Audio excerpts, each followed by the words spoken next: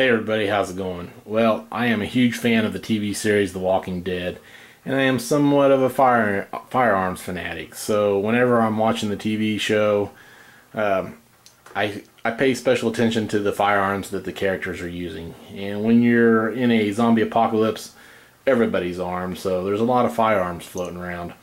And of course, there's a lot of modern firearms, your AR-15s, M4s, M16s, AK-47s, AKMs, Type 56s. I think they're Type 56s, the Chinese version of the AK-47, the Steyr, the Uzis, your modern M9 semi-automatic pistols. And when these two ladies finally made an appearance, I paid special attention to them, and it really got me somewhat excited because these are two World War II era type carbines.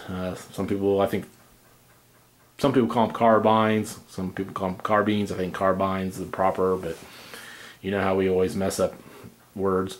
But anyways, so when these ladies showed up, I thought, wow, we finally got some class now. The top one is the Russian M44 Mosin, and the bottom one is the American M1 carbine. There's some pros and cons with each, and we're going to kind of go over some of that. But just to give you an idea of what we got here, comparing oranges to apples. The M44 is basically a shortened version of the Russian 9130. Their 9130 Mosin. The Russians wanted a shorter rifle to aid in street combat, so they just shortened down their 9130s and put a permanently attached bayonet on it. It just swings out. And the M1 carbine, different design idea. This was not designed to be an offensive rifle like the M44. It was designed to be a defensive carbine, personal defense. It wasn't issued to mainline troops. It was issued to officers and non-commissioned officers and support personnel. The idea behind the M1 carbine, and a lot of people misunderstand this, it's not a frontline weapon, it's a support weapon, and it was designed to give you a little more of an edge than just being armed with a Colt 1911 pistol. And it was lighter, shorter, and that way you didn't have the burden of carrying a M1 Garand around. So, and it gave you a little more firepower too. But so they're really not the same type of rifles, besides one being a bolt action and one being semi-automatic. The M44 has a permanently attached box magazine that only holds 5 rounds. The M1 carbine originally came with a 15-round magazine, and then they bumped it up to a 30-round magazine. When they did that, they had some issues with the larger capacity magazine and causing some problems with not feeding properly. And so they had to redesign the magazine well to better support the larger capacity magazine. And this M1 carbine has the correct magazine well for the 30-round magazine, detachable magazine. Now the M44, it has a permanently attached bayonet. The M1, it has a bayonet lug, so you have to attach the bayonet to the carbine, and you can remove the bayonet.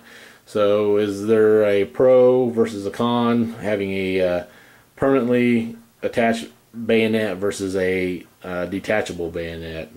That's up to you to decide. Another advantage or disadvantage is the ammunition. Now right here is the 7.62 by 54. This is what is fired out of the M44, and this is the little 30 carbine round. You can see there's a big difference there. Remember, offensive, defensive. So this one can go, it can reach out quite a ways, and it's going to have one heck of a punch behind it. This one, not so far, and not great as punch as this one. But this one's bigger and bulkier. This one's smaller.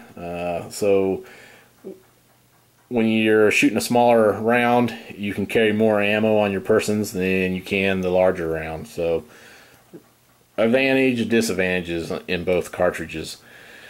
So right now with the zombie apocalypse going on in the series, they're not really going after the zombies, so they're more of a defensive, let's get through this day situation.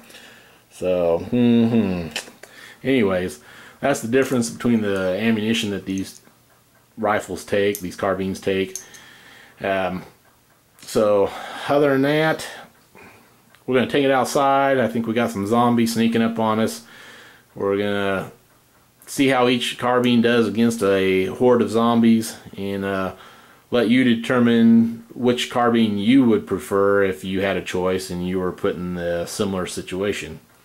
So let's go outside and let's shoot some zombies. Okay, 5 rounds with the M44 bolt action.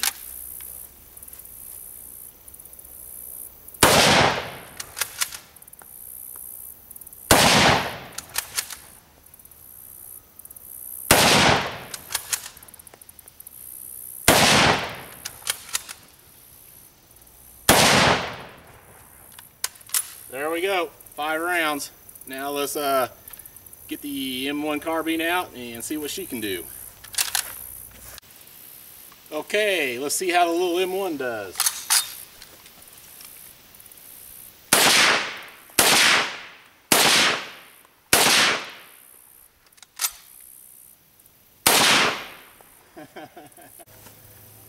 Well, there you have it, folks. The M1 carbine versus the M44. You decide. Personally, I'm going to go with American made versus communist made. So, sorry, old M44. I'm standing by my M1.